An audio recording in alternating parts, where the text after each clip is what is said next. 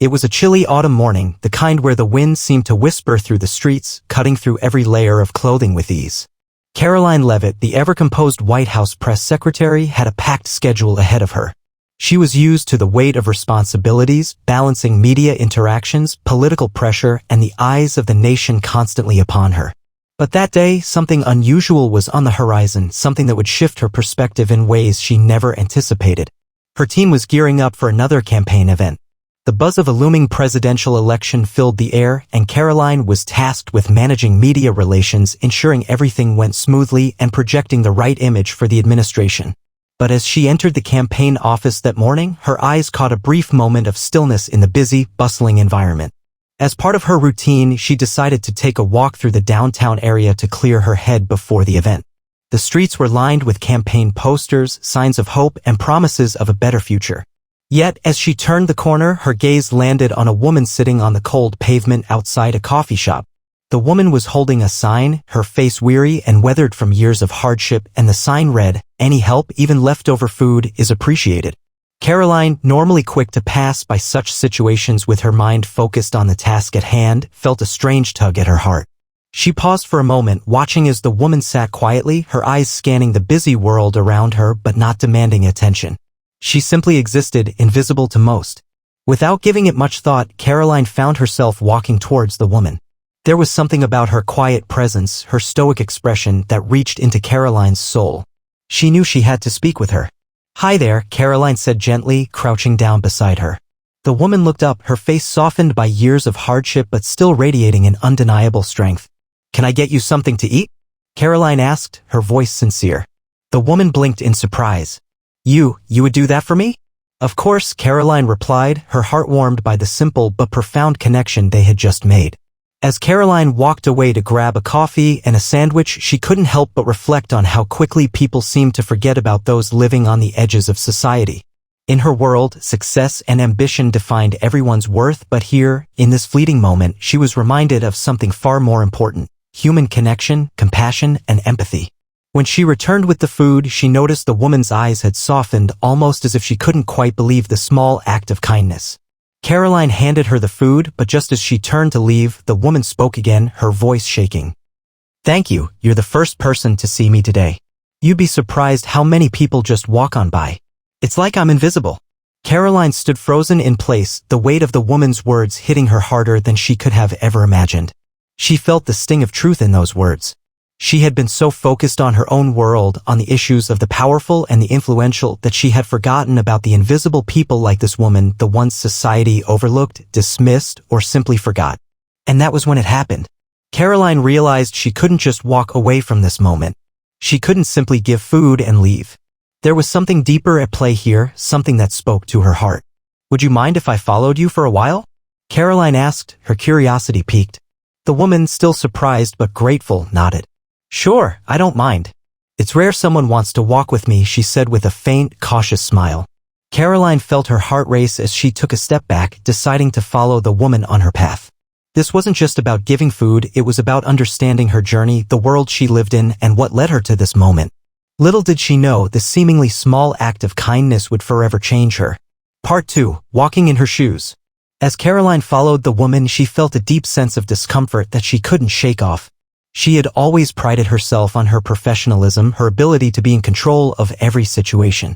Yet now, as she walked behind a woman who had nothing but a few tattered belongings and the clothes on her back, Karoline felt as though she was losing her grip on everything she had taken for granted. The woman, her name was Ruth, led Karoline through alleyways and quiet corners of the city, places Karoline had never ventured before. As they walked, Ruth shared her story in quiet, almost reluctant words. Ruth had once had a life much like anyone else, she explained.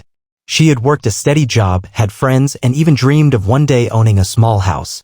But life, as it often does, had other plans. A series of misfortunes, lost jobs, failed relationships, and a spiral into addiction had left Ruth with nothing. Her family had abandoned her, and soon enough, she found herself living on the streets without a single person to turn to. Karoline's heart ached with each word Ruth spoke. She had always believed that the world worked in a certain way. Hard work and determination led to success, and anyone who fell short must have made some mistake along the way. But Ruth's story shattered that illusion. Ruth wasn't lazy. She wasn't someone who had simply given up. She was a victim of circumstances caught in a system that seemed to have no place for her. As the two women continued walking, Karoline couldn't help but notice the stark contrast between Ruth's world and her own. Ruth had to figure out where to sleep each night, how to scrounge for food, and how to stay safe in a world that offered no guarantees.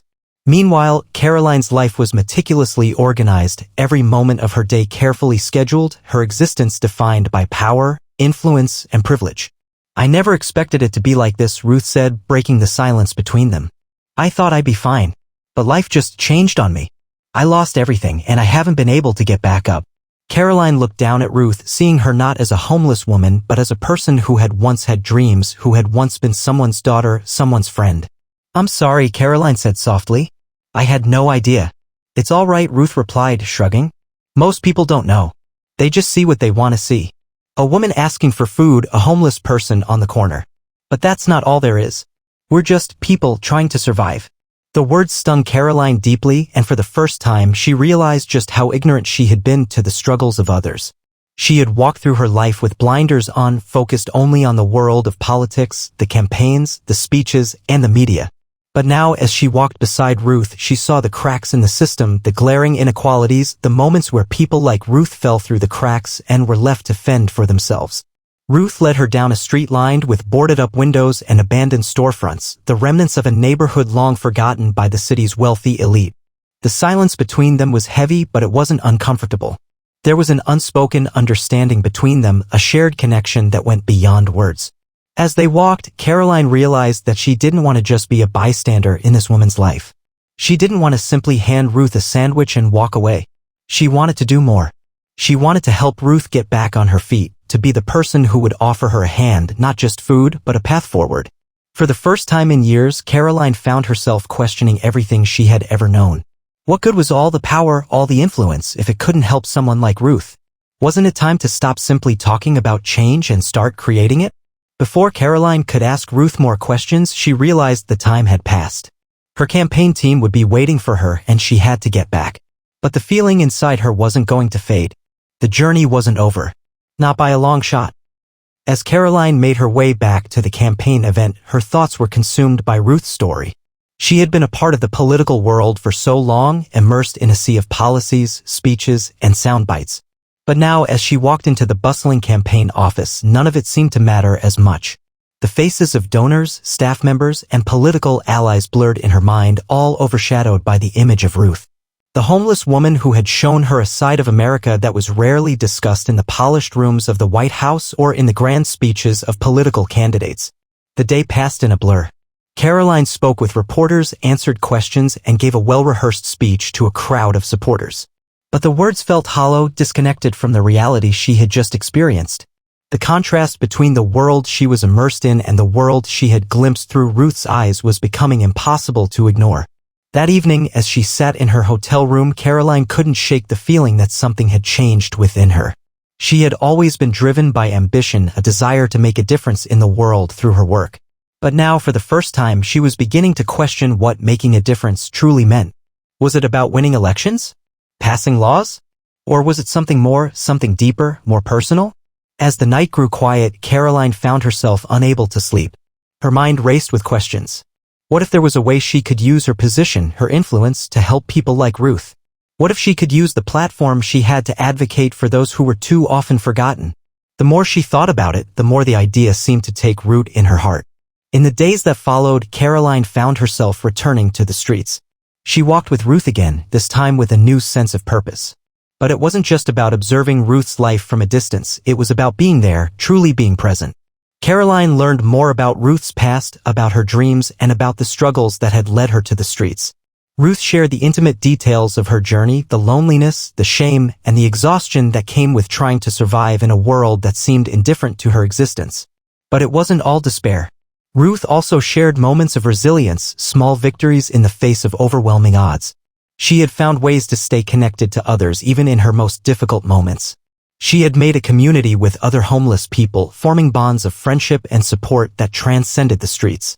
"You don't survive out here alone," Ruth said one day as they sat on a bench together. "You have to rely on each other. We're not all bad people, you know? A lot of us have just been dealt a terrible hand."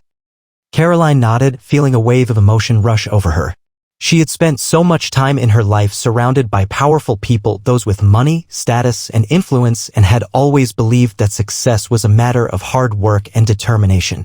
But now she was seeing the ugly side of that equation. Ruth's life was a reminder that hard work didn't always lead to success. And some people, no matter how hard they tried, never had a fair shot. But Karoline also realized that there was power in stories.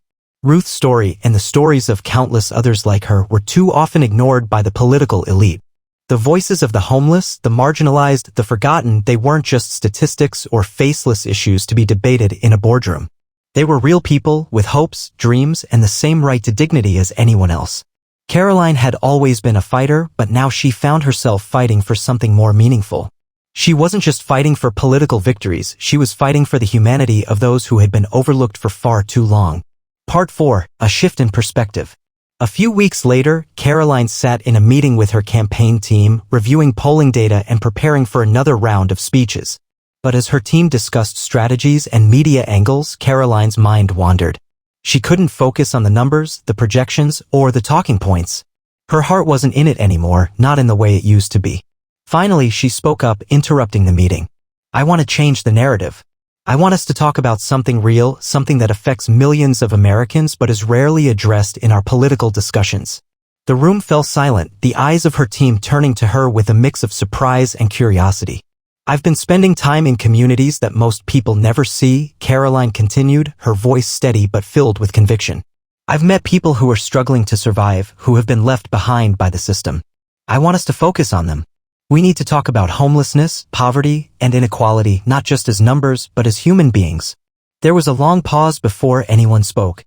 Karoline's political team wasn't used to this side of her, the side that was compassionate, vulnerable, and willing to put the spotlight on issues that weren't glamorous or easy to address. "Are you sure about this, Karoline?" one of her senior advisors asked. "This isn't the kind of thing that will win votes in swing states. It's a hard sell." Karoline met his gaze, her eyes unwavering. "I'm not asking for easy. I'm asking for real. I want to make a difference, not just in the polls, but in people's lives." The conversation that followed was difficult. Her team was hesitant, unsure of how to incorporate such a personal, emotional issue into the campaign.